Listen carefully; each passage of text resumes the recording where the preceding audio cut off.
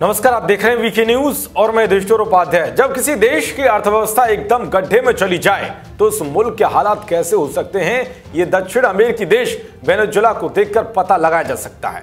क्योंकि यह भुखमरी गरीबी के हालात इस कदर है कि लाखों लोग भूखे पेट तक सोते हैं। इसी बीच वेनेजुएला ने आर्थिक तंगी और भयंकर मुद्रास्फीति से निपटने के लिए 10 लाख बोलीवर का नया करेंसी नोट जारी किया है।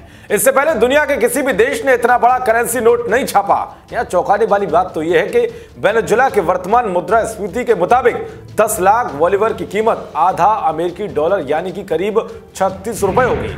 इतने में तो भारत में आधा लीटर पेट्रोल भी नहीं आएगा। कभी तेल के बूते आघात संपन्नता देखने वाले वेनेजुएला में लोग अब भूखे मर रहे हैं। आलम है कि लोग बैग और बोरों में भरकर नोट लेकर जाते हैं और हाथ में टंगी पॉलीथिन में घर के लिए सामान खरीद कर लाते हैं।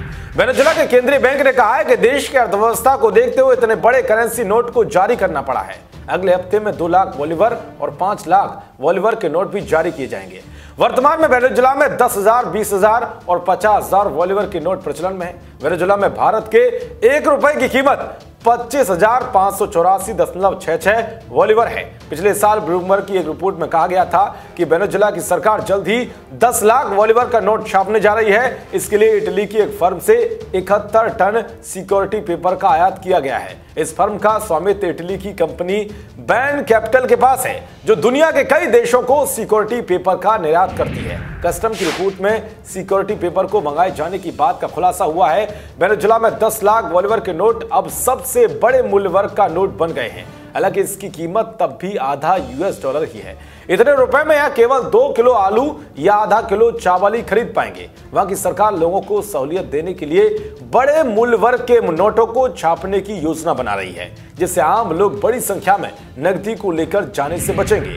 कोरोना वायरस, लॉकडाउन और तेल से मिलने वाले पैसों के खत्म होने से वेनेजुएला की अर्थव्यवस्था लगातार 7वें साल मंदी में है। आशंका जताई जा रही है कि साल के अंत तक इस देश की अर्थव्यवस्था 20% सिकुड़ जाएगी। भ्रष्टाचार के कारण इस देश की अर्थव्यवस्था और बदतर होती जा रही है। इस समय वेनेजुएला में भ्रष्टाचार इतना अधिक है कि आपको पैदल चलने के लिए रिश्वत भी देनी पड़ सकती है। वेनेजुएला की अर्थव्यवस्था की हालत अब यह हो गई है कि देश को सोना बेचकर सामान खरीदना पड़ रहा है। वेनेजुएला में लाखों लोग भूखे पेट सोते हैं क्योंकि उनके पास खाने के लिए भोजन नहीं है।